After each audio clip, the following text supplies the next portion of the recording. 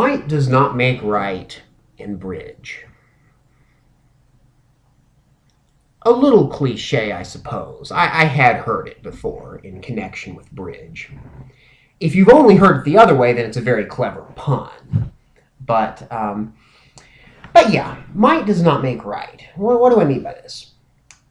An action is sometimes justified in bridge, either because it's something that someone done, or simply something that they advocate or that they would tell others to do in a certain situation. And it's often justified by saying, well, this might happen. It's common, it seems like, in bridge books, so like a book for, learning basic bridge. Don't overcall a bad suit. Your partner might lead it. Your partner might be on lead. He might have an honor in the suit, and he might lead away from it, and it might give them a trick that they couldn't have gotten on their own, and that wouldn't have just gotten away anyway. Right? That could happen. That's one possible way in which the situation could manifest itself. That is not the only thing that can happen. It can also give you a way to compete against the opponents. Right? I don't overcall so my partner will make the right lead. I overcall so my partner will be the dummy. But okay, that's one example. Another, don't open a weak 2 on a bad suit, because your partner might take a bad save, or you might get doubled and have to play there, and you're probably never happy for it to go 2 hearts, double all pass when you've got 6 hearts to the 9. And that could be right. I mean, I'm not saying like I do it. Okay, I make some kind of crappy looking weak 2s, but that doesn't mean that I'm not saying it's good or bad. I'm just saying that claiming that something bad could happen doesn't completely solve the issue, because it could work out well also. But the little piece of advice that I'm going to use as my example here, that I really want to get into, is this one. Don't keycard if you have an uncontrolled suit. Don't keycard with an uncontrolled suit. Why?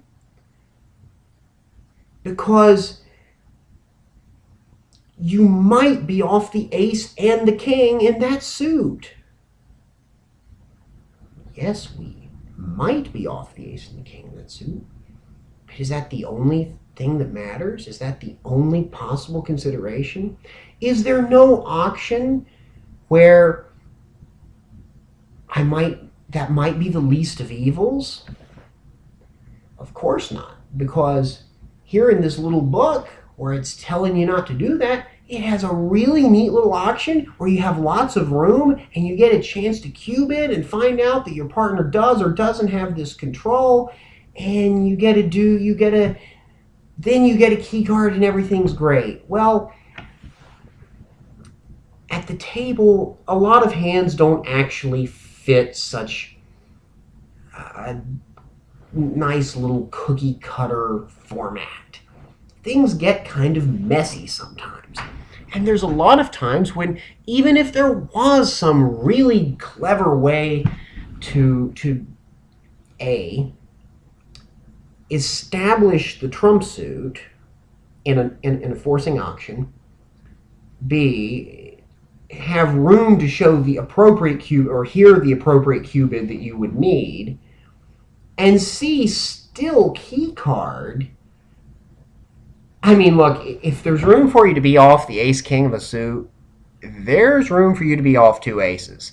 So you can't exactly say, well, we just won't even bother with key card. Yeah, no. If you're worried about that, if there's room for that to happen, there's room for you to be off multiple key cards, right? I mean, so you can't zip past it if this is what you're worried about. Okay. But even if there is a way to do that, it may be something that you and your partner have not discussed. So let me show you a little example of what I'm talking about. So here's a hand that I held actually yesterday. I opened one heart, and then my left-hand opponent overcalled 3 diamonds, and my partner bid 3 spades. Okay? And it comes back to me, and now I have to find what to do. So the way I'm going to do is I'm just going to go ahead and tell you what I did and what all ended up happening, and then we'll go back and discuss whether or not it was the right thing. I decided to just blast into Roman keycard on this hand. And my partner bid 5 spades, showing 2 with the queen. So he has the ace of clubs, the ace of spades, and the queen of spades, and whatever else he might have for a 3-spade call. Game-forcing 3-spade call. So I know that if he could get hearts to run without any ruffs at all, he'll have 13 top tricks, and that's if he has nothing else. So opposite pretty much anything, it has some play. Okay? If he has the queen of hearts, it's going to be pretty much cold as long as he can figure out the spade suit. If he has an extra spade, he has a king of clubs, anything like that's going to give him some room to rough the hearts out. It looks like it has really good play. I blasted out 7 spades. And then here's what he had. It's certainly not cold, but a good grand to be in. It's not totally clear how to proceed. Like I said, it doesn't have to make, but it's certainly a place I think you'd want to be. And the cards were friendly enough, and about anything you tried worked. So, okay, so I don't want to so much focus. So I want to focus on the initial decision that I had to make. What to do over 3 spades. So remember how this is went. 1 heart by me, 3 diamond overcall, 3 spades pass, and I've got this hand. Okay. So the first thing that you have to ask, okay, so I'm going to begin by saying the following. I don't pretend that this is an easy hand to bid if you have a partner who you don't totally trust to really have their 3-spade call. If you're playing with somebody who kind of makes willy-nilly 3-spade bids just because it's their turn to bid, and they don't really promise a full forcing pass game force, then it's hard. I mean, it's not so clear what to do. But playing with a partner who should really have a hand for a 3-spade bid, you have a lot of support. So the first thing is you have way too much to just bid 4 spades. I mean, that's... if your partner had the ace of clubs and ace 6th of spades, I mean, I'd want to be in slam opposite that hand. I'd want to be in 6. That's an 8 count. I mean, he should have more than that for sure. Okay? So that's just totally out. 4 hearts is just hearts, clubs is clubs, those are natural, no trumps natural. So it seems like the only other thing I could really bid here would be like 4 diamonds. And that's what I feel like a lot of people say, yeah, you got to bid 4 diamonds. And you just bid that. And that way, because you shouldn't key card because you don't have the ace or the king, or you have 3 small clubs. I mean, they might be taking the first 2 club tricks, right? Well, so you got to bid 4 diamonds. But first of all, I don't even play 4 diamonds shows a spade raise there. I play that 4 diamonds is, and since I play this, I obviously feel that this is the better way to play it, that 4 diamonds is a choice of games between the majors, meaning like I have 6 hearts and a doubleton spade, and I'm not really sure which game to bid, okay? That's what I play that 4 diamonds says. And you say, well, I don't play that stuff. I play it 4 diamonds shows a spade raise. Well, that's what I play. Okay. So I bid 4 diamonds, but how is that going to help? I mean, how would that help? Well, partner then he can just take over and key card. How? He's not going to be looking at a diamond control and he's not going to know I have one. Well, no, I Q bid 4 diamonds. I have to have a diamond control. No, wait a minute here. You just said that the 4 diamond Q bid simply showed a good hand for spades. Well, yeah, with the diamond control. No, wait a minute here. You didn't say that. What would you bid if you had an 18 count on a small doubleton spade? Then would you bid 4 diamonds? I mean, like, what wouldn't you want to show a good hand? Would you want to just bid 4 spades with that? Well, that ain't the hand I have, and I bid the hand I have, and I just expect partner to divine what it means. Okay, so there's where I feel like we are on the 4 diamond bid. I don't actually think it shows a diamond control, even if it does show a spade raise. Okay? And even, I mean, it's like, how many bridge players have honestly had this conversation with their partner? I mean, you may have an idea that, oh, well, everything Clyde's saying is just a bunch of junk. I don't. He doesn't know what he's talking about. Of course, that should show this, but your bridge partner might not be on the same page anyway. You probably have not discussed that exact auction. I made this very easy and made a bid that's pretty universal here. 4-no trump, key card. But even if you knew with your partner, even if you knew that 4 diamonds set a force, even if you knew that, watch how the auction can get out of control. Like, what do you do when he Q-bids 4 hearts?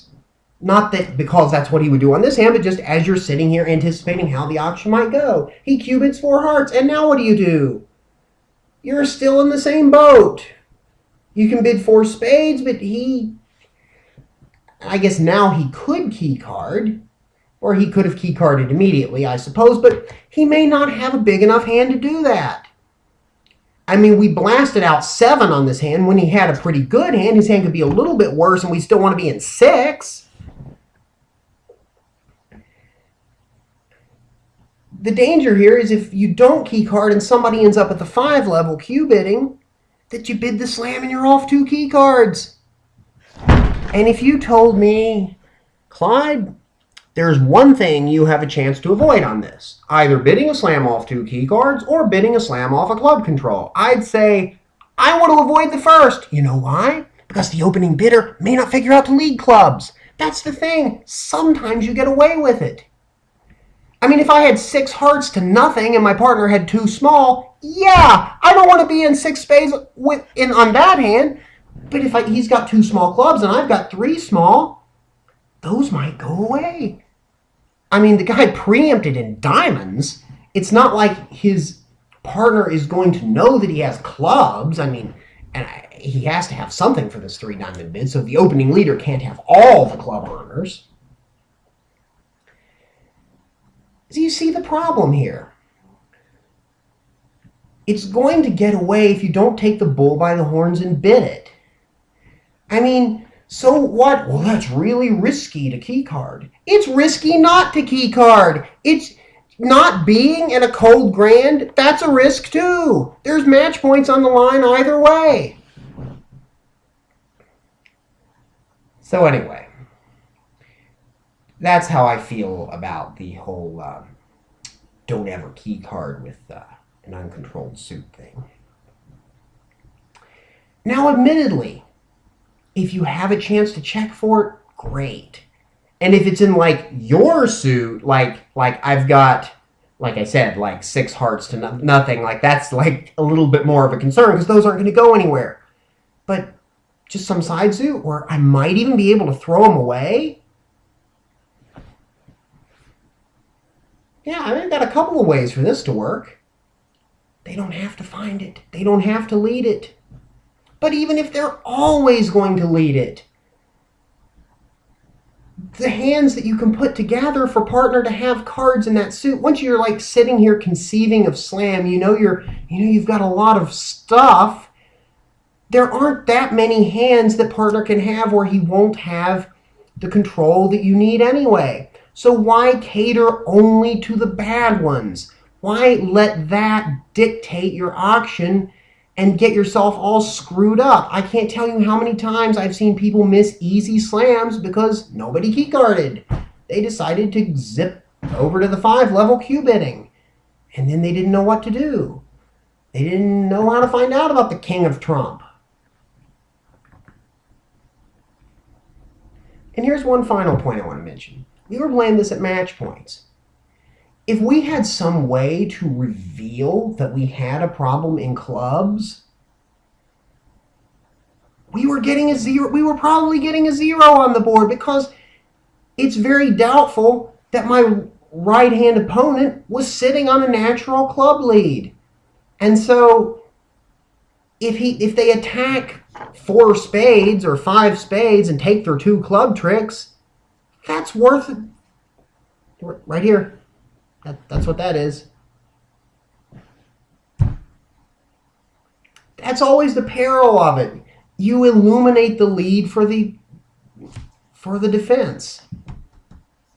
And that's a legitimate risk sometimes, but anyway, it's not so much this hand specifically. This is just what I want you to think about when you hear this.